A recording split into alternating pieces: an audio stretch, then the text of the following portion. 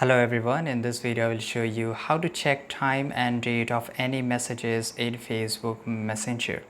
Right, so let's go to here in our Facebook Messenger. Make sure you update your Facebook Messenger here.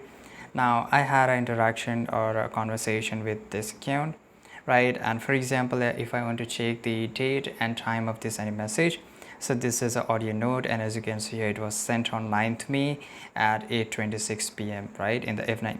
Same goes if I just go to here, same thing, it will show me the exact date and everything, right? If some person replies me on here, I will able to also see this the time and everything, right? So this is how you can check time and date of any message. And if you just click and hold any of the message here, so let me show you, right? If I just go and click on, if I just go to the more here, they will get this option of details. Click on details, right? And here again you will see this option, sent Tuesday 18 June 8:46 p.m.